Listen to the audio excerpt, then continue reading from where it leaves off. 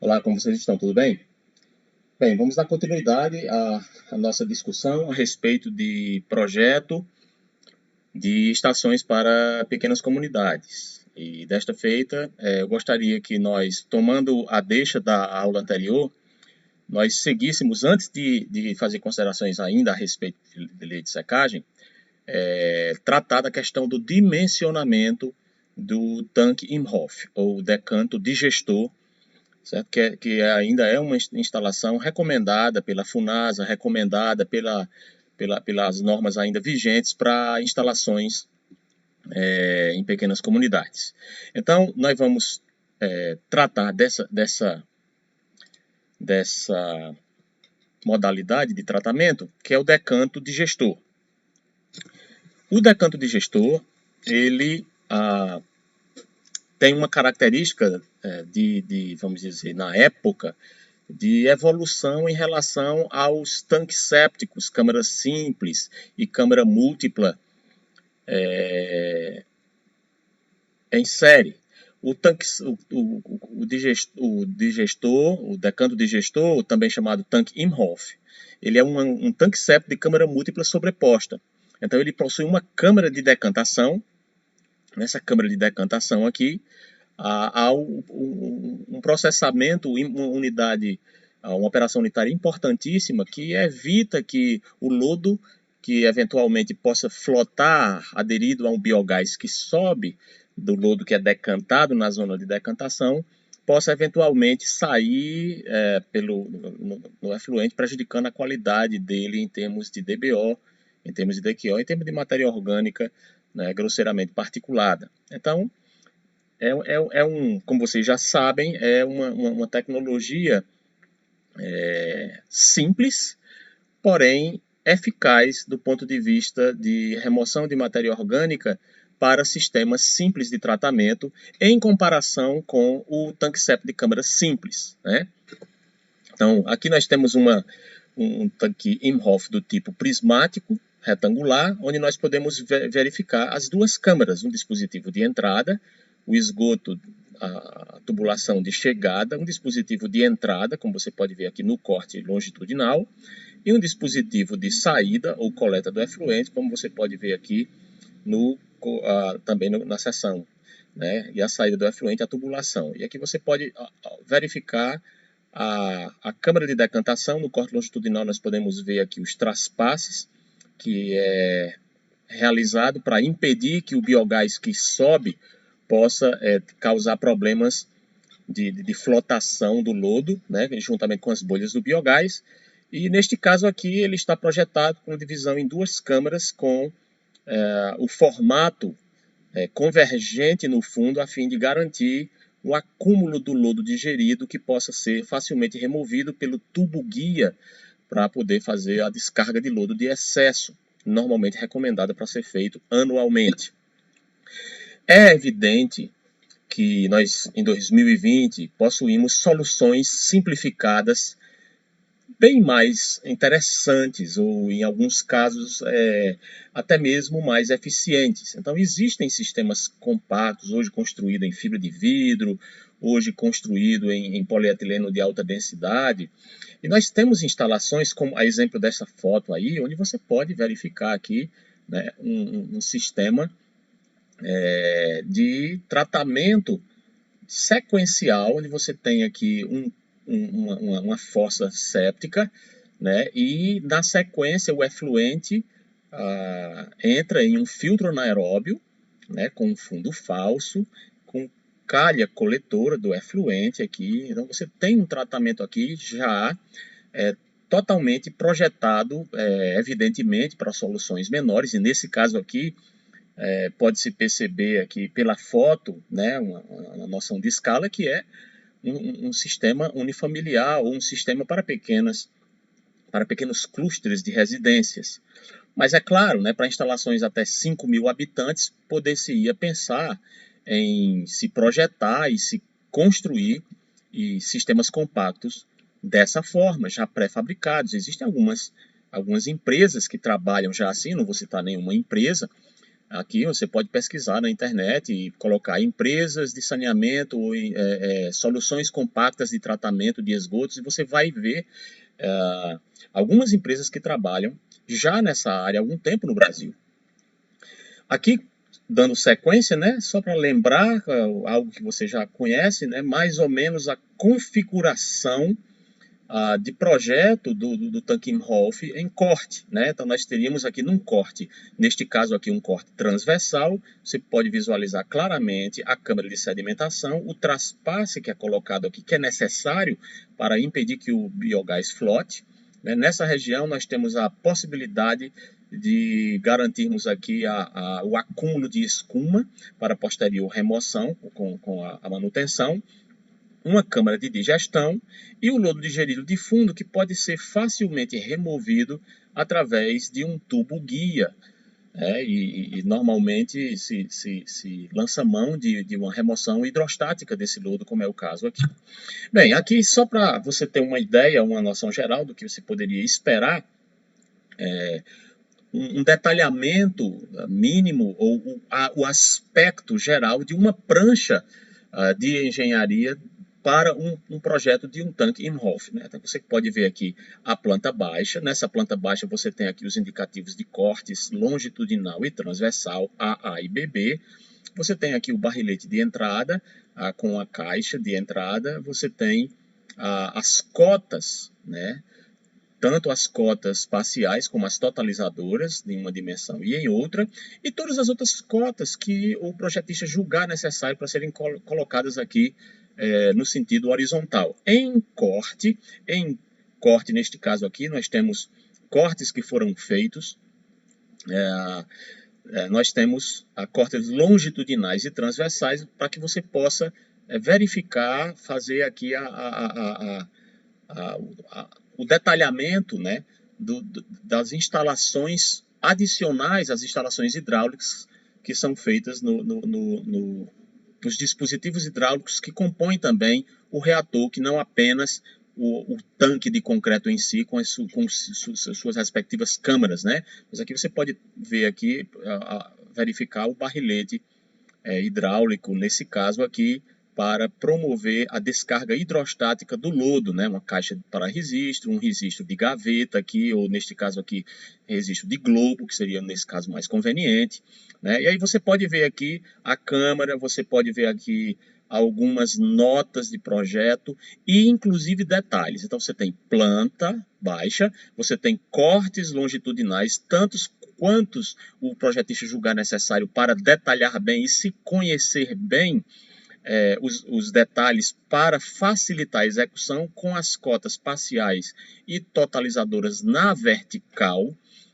Eu sempre lembro que não é muito adequado que se coloquem cotas horizontais em cortes, em vistas, em cortes, em seções transversais, em seções longitudinais, e sim em planta. E nas seções apenas as cotas verticais. Mas tem sido muito comum o aparecimento disso nos projetos, o que se entende que deve facilitar, porém não é o recomendado. Bom, neste caso aqui, eu só gostaria de chamar a atenção, né, que não se consegue ver, é claro que o objetivo não é que você veja aqui o detalhe nessa prancha, mas não se consegue perceber que haja uma informação de cota topográfica, de nível planialtimétrico. Não há uma cota do nível da água, não há uma demonstração do nível da água aqui em relação à ET, especialmente para que seja estabelecido, o que é sempre requerido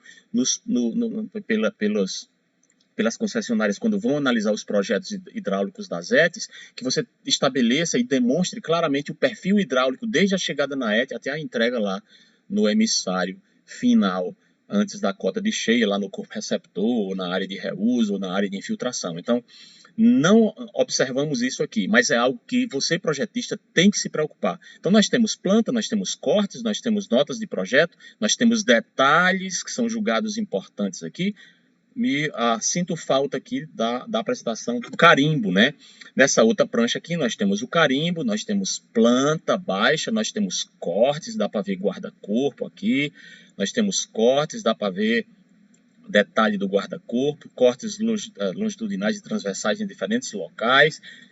Dá para ver aqui um detalhamento de alguma estrutura que não conseguimos identificar com mais clareza, mas observamos nessa prancha aqui mais detalhes que o projetista julgou necessário, o carimbo, mas sentimos falta das notas de projeto e, novamente, sentimos falta aqui da indicação do terreno natural com as respectivas cotas plano e altimétricas, com as cotas do nível da água, de entrada, de saída, cota da geratriz inferior do tubo de entrada, cota da geratriz inferior do tubo de saída. Nós não percebemos isso aqui. E não é recomendado que seja assim, porque quando você faz o projeto da ET, você tem que fazer o projeto no contexto da implantação na área da ET. Então vai ter uma terraplenagem, vai ter uma cota do terreno de terraplenagem, vai ter cota de escavação da laje de fundo de execução nesse ponto, e todas essas cotas, plano e altimétricas, devem ser colocadas no projeto. Aqui nós temos pelo menos aqui um detalhe, né, aqui detalhe mais de literatura, demonstrando aqui a construção desse tanque em concreto, com um formato aqui mais robusto, né, construções mais antigas no estádio de concretagem de peças mais volumosas. Hoje as peças são mais esbeltas porque os concretos são mais resistentes, né? Nós temos o concreto armado com resistência característica à compressão já a partir de 20 MPa. Né? No passado, quando você construía estruturas robustas, como você consegue ver aqui, o concreto estrutural era 15 MPa. Né? Então, hoje nós temos concreto facilmente atingindo 25, 30, 40, 50 MPa, né? São chamados concretos especiais e concretos de alto desempenho, e que você pode, dependendo da necessidade, optar por construir. Mas aqui você pode observar aqui, eu coloquei essa figura apenas para demonstrar com mais clareza a descarga do lodo, como ela pode ser feita hidrostaticamente a partir do fundo, sem necessidade de bombeamento, certo? Então, para o dimensionamento do decanto digestor, nós temos que considerar pelo menos 3 volumes para que a peça seja capaz de absorver quando dimensionada. Então você tem aqui o aparecimento do volume total sendo a soma do volume 1, 2 e 3, sendo que o volume 1 ele é o volume da câmara de decantação e que deve ser previsto pelo menos a câmara de decantação, independentemente do tamanho que você projetar, ela tem que ter no mínimo 500 litros. Né? E esse volume da câmara de decantação vai ser dimensionado por essa fórmula, NCT. Ela é conhecida, ela está na norma 13969, e ela diz respeito à quantidade de pessoas que vão ser servidas com aquele sistema. Nós temos o C aqui, que é o per capita que você vai adotar de esgoto que está chegando ali, e o tempo de detenção do tempo de detenção hidráulica daquela estação que você está projetando, certo? Então você vai ter esse volume 1, o volume 2 será um volume decorrente do período de armazenamento do lodo. Então nós teremos coeficientes aqui, nós vamos ver relativo a esse armazenamento. Nós temos aqui o N, o lodo fresco, a taxa de lodo fresco, e também aqui um tempo relativamente à retenção do material relativamente a esse volume, que é o quê? O período de tempo necessário para que o lodo fique ali armazenado na estação. E o terceiro é o lodo em digestão. Então, observe que nós temos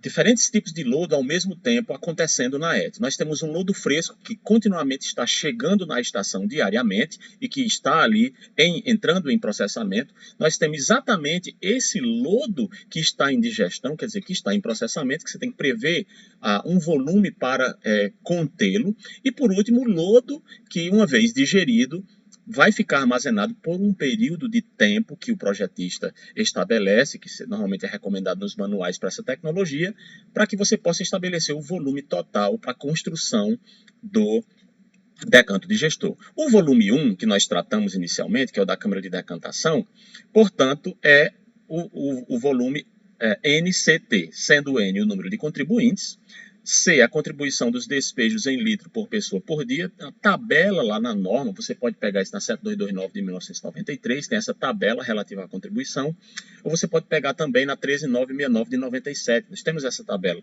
No manual da FUNASA você também tem um exemplo de referência dessa tabela, citando a 7229 ou a 13969. Né? O T aqui é um período de retenção que é considerado para a câmara de decantação. Lembra que nós estamos tratando do Tanquimhoff. Ele tem duas câmaras, por isso que chama câmara sobreposta. Ele tem a câmara de decantação, que é exatamente a câmara que está sobreposta à câmara a câmara de digestão, né? As duas câmaras. Então, às vezes, você pode... Eita, aqui é parecido, né? Decantação e digestão, mas são as duas câmaras do tanque septo de câmara múltipla sobreposta. Então, é recomendado que nós temos pelo menos um período de retenção de 2 horas. Já fica bem seguro, né? Porque na decantação nós temos, né, próprio Inhoff, né, que você coloca lá para o teste de decantação de sólidos sedimentáveis, você deixa lá por 1 hora, né? E aqui você garante pelo menos 2 horas, ou seja, 1/12 do dia, para reter os sólidos, né? O TA aqui, então, nós vamos ver na outra fórmula, é o período de armazenamento do lodo em dias. O TA, portanto, vai ser os 360 dias, considerando aqui o ano, menos o TD, que é o período que leva aproximadamente para que o lodo que entrou, essa parcela esteja totalmente digerida, né, e processada. Aproximadamente 60 dias, então você teria aqui 360 menos TD, você teria o TA como sendo o tempo de armazenamento de lodo em dias, 300 dias. O LF é a contribuição de lodo fresco por pessoa por dia. Essa tabela também está lá na 7229. E os coeficientes, o R1 é o 0,25, que é o coeficiente de redução do lodo digerido. Certo? O lodo vai ser digerido e, portanto, ele vai sofrer uma redução, uma parte vai virar biogás, certo? Uma parte vai sair no efluente, aí você vai ter uma redução do lodo digerido, o coeficiente é 0,5. E o coeficiente de redução do lodo em digestão, 0,50. Quando você vai para o volume 2 aqui, lembra que são volume 1, 2 e 3, você teria que prever um volume do decante digestor para armazenar o lodo. Lembra que nós temos um período de armazenamento, né? E aí você teria a fórmula V2, que seria o R1, que seria o coeficiente de redução do lodo digerido, vezes a quantidade de pessoas que está contribuindo para aquele reator, vezes o per capita de lodo fresco. Normalmente, em condições normais, nós produzimos em torno de 1 litro de lodo fresco por pessoa por dia. Em algumas instalações especiais, a tabela mostra lá que nós podemos ter valores bem menores do que isso, 0,20, 0,24, coisas do tipo. Mas, por exemplo, para residências, considerando as residências, você teria aí um valor da ordem de 1 litro de lodo fresco por pessoa por dia. Vezes o TA, que é o tempo que esse lodo vai ficar armazenado aqui, considerando que anualmente você vai promover a limpeza do tanque, certo? Se a limpeza do tanque não for realizada anualmente, nós vamos aumentar muito esse volume, nós teremos assim decantes digestores mais robustos do que gostaríamos, né? Para construir isso em concreto armado, começa a ficar proibitivo o custo. Daí é o estabelecimento de pelo menos uma limpeza anual, certo? Então o volume de 2, portanto, fica calculado, que é o período de armazenamento de lodo, e o terceiro e último é o lodo que vai estar ali sendo processado, sendo digerido, né? Aí esse lodo vai estar sendo processado, vai estar sendo digerido, o coeficiente dele, portanto, é 0,50, ou seja, metade, que é um coeficiente de redução. O lodo chega, mas é processado, e aí tem uma redução, então você vai ter aqui esse valor R2 multiplicado da parcela relativamente a quem contribui, as pessoas que estão contribuindo, qual é a taxa de contribuição de lodo fresco por dia, 1 litro de lodo por habitante por dia, nos casos gerais, e vezes o TD. Quem é o TD? O TD é o período de digestão de lodo em dias, que é aquele tempo, mais ou menos, se espera que aquele lodo que está chegando em digestão deva ser estabilizado. E aqui você tem, portanto, o volume 1, 2 e 3 calculado, certo? De modo geral, nas recomendações que é feito para projeto na norma brasileira, especialmente na norma antiga 7229 de 1992, que tratava mais de informações a esse respeito, e aí você tem muito desse material trazido para a literatura, que ainda hoje, quando trata do dimensionamento de decantes digestores, como é o caso de Jordão e Pessoa, como é o caso de... acho que no Volare também trata de Tanquimhoff, né? Crespo, acho que trata também. Quer dizer, você tem autores que tratam o dimensionamento. José McIntyre certamente trata, estou com um livro aqui.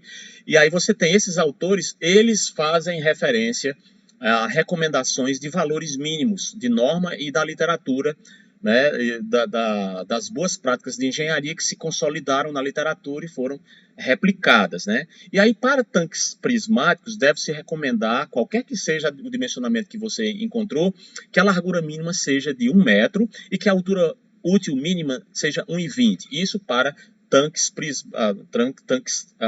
sépticos, prismáticos, retangulares ou circulares. Mas eu já vou lhe adiantando, de antemão, já que estamos tratando especificamente de câmara múltipla sobreposta, que você não vai encontrar tanques Imhoff com dimensões tão pequenas. Normalmente os tanques Imhoff, eles têm dimensões assim mais robustas, né?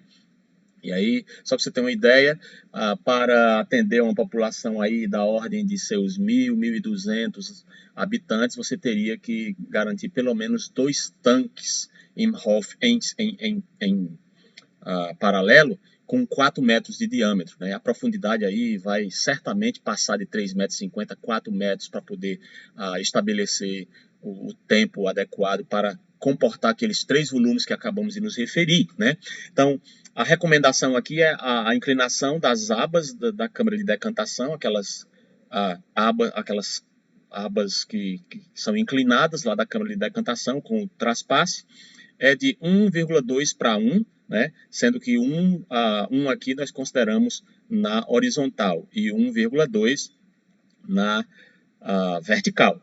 O espaçamento mínimo para a fenda de saída da câmara, desculpem, decantação é 0,10. Então nós temos aquela fenda onde tem a passagem do líquido, recomendação de pelo menos 0,10.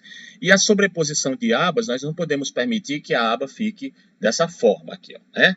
Nós temos que garantir que haja um traspasse. E esse traspasse aqui é que seja de pelo menos 25 centímetros, garantido o traspasse, para impedir a penetração dos gases, que é exatamente essa finalidade principal da inclusão dessa câmara. Para tanques cilíndricos, né, normalmente se recomenda que o diâmetro mínimo seja 1,10, provável que você não vai projetar um assim tão pequeno, e a altura mínima de 1,20. Mas essas dimensões aqui é porque são dimensões que são oriundas lá para o projeto do tanque séptico câmara simples também. Lembre-se, o tanque Imhoff de câmara múltipla sobreposta nada mais é do que um tanque séptico. Apenas ele é uma evolução daquele onde nós só tínhamos a entrada, chicana da entrada, chicana da saída e a tubulação de saída, né? E aí era só mera decantação e flotação de escuma. Apenas isso, não esqueça. Aqui, por exemplo, para cálculos de pequenos tanques Imhoff de seção circular, isso segundo Azevedo Neto, lá extraindo lá da literatura Azevedo Neto 1995, que depois foi atualizada em memória, né? O novo manual de hidráulica em 2005, manteve essas informações clássicas, né, para o cálculo de pequenos tanques Imhoff de seção circular. Você tem aí, para a população servida por tanque entre 250 indo até 2.500 habitantes, você teria diâmetros variando entre 2,5 metros indo até 8 metros de diâmetro cada tanque, né? Então aqui, ó, por exemplo, para populações de 1.000 pessoas, você teria aqui um diâmetro 4 metros, como eu me referi, né? Aqui, por exemplo, é o critério de dimensionamento aqui que você encontra, por exemplo, no livro de instalações hidráulicas de José McIntyre, né, para instalações industriais, para instalações hidrossanitárias, para instalações descentralizadas, campos universitários, hotéis, hospitais, etc. Você teria aqui o método de dimensionamento proposto ali, onde você pode observar, no caso ele aqui é cilíndrico, e você tem aqui o diâmetro e a dimensão B. Que dimensão B é essa? É a dimensão da largura da câmara sobreposta. É essa dimensão aqui, B, da câmara sobreposta. E ele dividiu aqui, no seu método de dimensionamento, os volumes de forma diferente daqueles volumes que nós tratamos lá atrás. Daqueles volumes que nós tratamos lá atrás, chamamos de volume 1, 2 e 3, onde nós tínhamos os volumes do lodo em digestão, os volumes do lodo digerido e os volumes do lodo que iam chegando continuamente, né, e sendo acumulados. Então, nós temos três tipos de lodo: o volume acumulado ali, digerido, o volume do lodo que vinha chegando todo dia e o volume do lodo em digestão. Então, nós temos aqui, neste caso, ele chama de volume 1 e volume 2, volume 3 e volume 4, certo? Então, nós temos aqui o volume 1 e o volume 2 diz respeito aos volumes para o dimensionamento da câmara de decantação.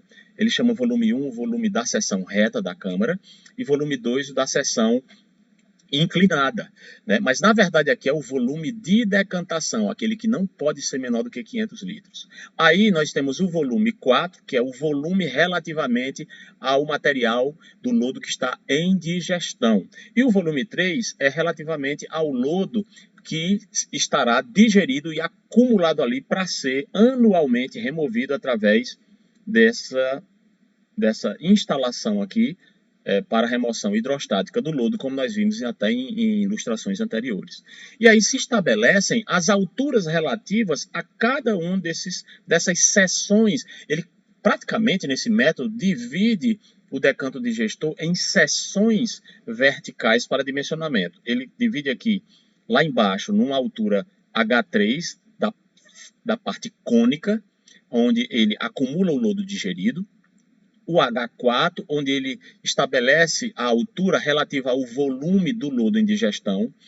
45 centímetros ele estabelece aqui, pelo menos para considerar uma chamada zona neutra, uma zona de transição entre a zona onde você está promovendo a digestão e a zona onde você quer que haja uma maior clarificação do efluente, porquanto a partir dali o efluente já vai se encaminhando para ingressar aqui, né, no decantador, a partir do qual ele vai ter o seu dispositivo de saída, né? Então, observe, H2 seria a altura relativa ao volume 2, que é da parte inclinada, e H1 seria a altura relativamente ao volume da câmara vertical. H1 e H2 seriam as alturas relativas ao volume de decantação. Depois da altura H1, nós teríamos aqui o nível do efluente.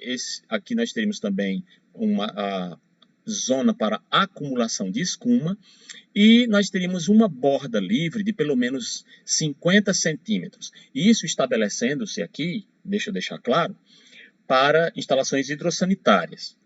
Mas se você estiver tratamento descentralizado, hidrossanitário, onde você tem aqui a instalação dentro de um lote. Mas se você estiver tratando de um condomínio, tratando de uma instalação de uma pequena comunidade rural, periurbana, ou até mesmo de um pequeno bairro, etc., e você está projetando com uma estação desse tipo aqui, essa borda livre aqui, ela não vai ser 50. Ela vai ser um valor variável dependente da topografia, tal que garanta a compatibilização topográfica com as unidades de montante. A rede coletora está chegando, a que profundidade o PV está chegando, o último do emissário, que aflui à estação de tratamento. Então, dependendo dessa diferença de nível entre a rede coletora montante e a área da ET, a cota de terraplenagem, onde você vai localizar esse decanto digestor, normalmente os decantos digestores são instalados enterrados no chão. Então, aí você vai decidir, como projetista, qual será esse valor aqui, também chamado de borda livre. Então, não é um valor fixo. Nos livros, normalmente, você tem valores fixos. Por quê? Porque nos livros você se propõe, na maioria das vezes, para instalações hidrossanitárias, né? Você tem um livro desse aqui, como o livro do McIntyre, né? Então, lá você vai ver ele dentro de um contexto de instalações domésticas ou industriais ou comerciais. E aí você, normalmente, os 50 centímetros normalmente é admissível para as considerações de borda livre quando você está projetando a unidade, certo? Então, seguindo para o dimensionamento, você vai ter basicamente a seguinte sequenciamento, a seguinte lógica de cálculo, certo? Você vai determinar, por exemplo, pensando na largura da câmara de sedimentação, ó, esse B minúsculo aqui, ó. Então aqui, ó, o bravo aqui, B né, minúsculo, vai ser 60% do diâmetro. Então você vai estabelecer o diâmetro e lembre que atrás aqui, ó, ele sugere faixas de diâmetro em função do tamanho da população. Isso é algo aqui sugerido pelo nosso saudoso Azevedo Neto. Agora, uma vez estabelecido pelo projetista, conforme a área da ET, conforme o layout estabelecido, as distâncias relativas entre a ET e a área disponível para constar as outras instalações, as outras construções contíguas da área da ET, então aí você decide qual vai ser esse diâmetro, né, usando o bom senso e as boas práticas de engenharia, e é claro, obedecendo aos ditames dos requisitos mínimos da norma, e aí você estabelece o valor de B, 60% do valor do diâmetro. Uma vez estabelecido o valor de B, então você tem aqui já estabelecido a altura que é recomendada para a parte da seção triangular, ou seja, essa H2 aqui, ó, essa seção aqui inclinada do decantador, vai ser 0,625 do valor que foi encontrado para B. E aí você vai ter, portanto, H2 e já fica isso aqui estabelecido. E o volume da câmara de sedimentação, ou seja, o volume dessa câmara de sedimentação aqui completo, que é a soma de V1 mais V2, né? Tem aqui uma zonazinha neutra aqui que é considerada, né? Mas acaba sendo incluída, né, de forma simplificada nos cálculos. O volume da câmara de sedimentação em metro cúbico seria igual a 2%, 0,02 do valor da população. Então você teria aqui uma população servida P, e dependendo do tamanho dessa população, você teria o volume. Lembrando que não pode ser inferior a 500 litros, ou seja, 0,5 metros cúbicos. Então você tem aqui o volume VS, que é o da câmara de sedimentação, como sendo V1 mais V2. Ora, nós acabamos de estabelecer como é que nós calculamos o VS, certo? Então o V1 aqui, ó, o volume V1, que é dessa parte aqui, que é da parede vertical da sedimentação, que dá a altura H1, vai ser, portanto, a diferença entre o volume da câmara de sedimentação menos o volume V2, que é da parte inclinada. Assim, e o volume de V2? O volume de V2 é calculado exatamente aqui, considerando o trapézio, né, o B, esse B aqui, que é a base maior, né, um valor aqui que levou em consideração a região aqui da zona neutra, né, B mais 0,72 dividido por 2, vezes H2, que é essa altura que você vai encontrar aqui, descontada essa zona 0,45, a zona neutra aqui. Então, feito esse cálculo, você vai ter o volume, conforme o método aqui, de V2. Então, você vai ter V2, aplica aqui, já tem VS, que é 2% da população, isso é em metro cúbico o valor, né? E você encontra o valor de V1. Encontrando o valor de V1 e V2, você já tem o volume da câmara de sedimentação. E aí, é claro, você tira facilmente a altura H1, porque H2 já foi tirado aqui, 0,625 de B. Seguindo nos cálculos, né? H1, portanto, vai ser o volume, né, VS menos V2, portanto, o volume V1, que é exatamente esse volume aqui das paredes verticais, dividido por B, que é esse valor aqui, vezes o diâmetro do tubo, né, do reator. Então, você vai ter facilmente encontrado aqui H1. E aí, portanto, veja que nós já dimensionamos, já sabemos o volume da câmara de decantação, veja aqui que nós já sabemos a altura H1, já sabemos a altura H2, né? Estabelecemos a zona neutra e agora vamos para a câmara de digestão, que é essa região aqui. O volume da câmara de digestão, ele é o somatório desses dois volumes aqui, o V3 e o V4. Agora, o método propõe duas opções de escolha do projetista com relação à empregabilidade do tanque Imhoff, porque ele tanto pode servir como um tratamento primário, como pode servir para tratamento secundário, ou seja, um digestor anaeróbio que digere pela via da digestão anaeróbia, converte a matéria orgânica a biogás e lodo, né, e a fração que sai no efluente. Então, você tem aí um tratamento podendo ser primário ou secundário. Inclusive, existe um debate aí entre os colegas, os professores da área do tratamento anaeróbio, se o tanque séptico é apenas tratamento primário ou tratamento secundário, etc., né? Porque ele também promove a digestão anaeróbia do lodo de fundo e o sobrenadante sai aí com a remoção de qualquer 35 a 50 e poucos por cento, né?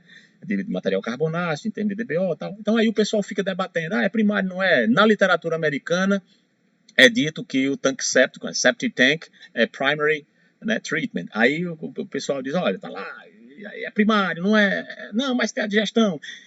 Deixando de lado esse debate, nós podemos utilizar o tanque Hoff das duas formas. Se você disser assim, não, eu vou usá-lo como um decantador primário. Pois muito bem. Se você fizer isso e quiser usá-lo apenas como decantação, você vai, para cálculo desse volume aqui, ó, você vai considerar 5% da população que ele está servindo. Então, o volume de digestão vai ser 0,05 de P. Se você estiver usando ele como tratamento de esgotos mesmo, né? Você está usando ele como um decanto digestor, onde ele vai digerir anaerobicamente, nós vamos melhorar a qualidade desse efluente através de uma melhor clarificação por conta da presença da câmara sobreposta de decantação, que impede que grande parte do lodo saia junto com o efluente, você aumenta, portanto, o tempo de retenção celular, melhora a eficiência da digestão, você impede a perda de lodo ativo lá, que vai estar trabalhando anaerobicamente ali no lodo de fundo e tal, e retornando com tranquilidade hidráulica para o fundo e continuando com a digestão anaeróbica, tranquilo. Então aí você pode fazer o tratamento biológico agora, só que aumentando o volume, claro, né? Para que nós possamos dar tempo suficiente para que as bactérias metanogênicas façam o seu trabalho, nós precisamos dar tempo, porque elas têm uma taxa de crescimento menor do que as demais. Então, eu preciso dar mais tempo, portanto, aumentar fatal e forçosamente o volume, e aí não mais 5%, mas 7% da população que esse digestor vai servir. Então, o volume aqui para o tratamento vai ser 7% de P, ok? Então, V3 e V4 vão estabelecer esse volume. E lembra que esse V3 e esse V4 da zona de digestão, nós vamos calcular as respectivas alturas, uma da parte inclinada e a outra da parte vertical. Para a parte H3 inclinada do cone inferior, você considera aqui que o diâmetro que você optou, 1/4 dele vai ser o valor que você vai considerar aqui para projetar esse cone dessa região. E o volume da parte cônica, portanto, é calculado aqui, né, é uma seção geométrica cônica, você tem aqui o volume sendo πd ao cubo dividido por 48, esse d aqui sendo o diâmetro em metros, certo? Então, 3,14, o diâmetro que foi selecionado ao cubo dividido por 48, você vai ter o volume V3, que é o volume da parte cônica, certo? Sendo H3 a altura. Muito bem, e aí o volume da parte cilíndrica, isso lembre-se que aqui é um corte, mas isso é cilíndrico, né? Nós temos aqui o H4, né? O da parte cilíndrica, portanto, vai ser por diferença, né? Vai ser o volume da câmara de digestão, que é toda essa que nós calculamos aqui, em função de um percentual da população, no caso para tratamento biológico, lembra, 7%, para tratamento primário, 5%. Esse valor aqui, né, VD, nós vamos diminuir de V3 e, portanto, o que vai sobrar é V4, que é o volume relativamente à parte vertical, da altura vertical de H4. E essa altura da região cilíndrica da câmara de digestão será 4 vezes, é só um rearranjo da fórmula do diâmetro, na verdade, 4 vezes o volume V4 dividido por π d ao quadrado. Só tome o cuidado, a aula está aí gravada, mas está errado aqui, não é d índice 2, tá bom? É d elevado ao quadrado. Então aqui é V4 mesmo, V índice 4, né? Que é o volume V4, tá certo aqui, 4 vezes V4 dividido por π vezes d ao quadrado. A fórmula lá é πd ao quadrado, πd ao quadrado sobre 4, né? Então você tem aqui a fórmula da altura dessa região aqui. Então agora a altura total vai ser borda livre, 50. Lembre-se daquilo que eu falei a respeito de possibilidade de haver uma borda maior, variável, dependendo da topografia e dependendo das questões de terraplenagem, de compatibilização montante e jusante das instalações, cota da geratriz inferior do tubo de chegada, tudo isso, né? Então você vai ter aqui 50 centímetros mais 45, só aqui já tem 95 centímetros, ou seja, 1 metro aqui de lambuja, né? Pelo menos 1 metro já aqui para começar a afundar esse bicho no solo, né? Mais a altura H1, mais a altura H2, mais a altura H3, mais a altura H4. Já dá para perceber claramente que Tank Imhoff é uma tecnologia de escavação profunda. Então, certifique-se de que você não vai projetar Tank Imhoff em regiões de lençol aflorante. Certifique-se que não dá certo. Certifique-se que você não vai, ou com possibilidade, mesmo que não seja aflorante, mas que possa, nos períodos chuvosos, ter um aumento do nível de lençol que possa provocar, né, questão de empuxo, etc. Né? Seu Arquimedes, o velhinho tem força. Né? Então, aí, você certifique primeiro isso, porque é profundo, né? A distância em relação ao nível do lençol freático. Outra coisa que você deve se certificar em relação ao Tank Imhoff é a questão do tipo de solo onde você vai promover essas escavações, porque do ponto de vista de segurança do trabalho, você vai ter que garantir uma maior abertura dessas valas, dependendo das circunstâncias das instalações ali contíguas, do tamanho da área disponível da ETA, você vai ter que fazer escoramento contínuo metálico e coisas do tipo, aí começa a encarecer. Talvez até essa escavação acabe proibitiva em determinados tipos de terreno, vai ter solo colapsível que não vai aceitar essas escavações. Então, avalie isso tudo, consulte, né, o seu networking, converse com o pessoal da área de fundações, de engenharia civil, para poder ouvir as opiniões, para implantar esse tipo de tecnologia, se ele ficar profundo em determinados tipos de terreno. E aqui, portanto, para finalizar, eu proponho um exercício de cálculo, certo? Você aplicando o sequenciamento desse nosso algoritmo aí, tente dimensionar uma estação completa, né?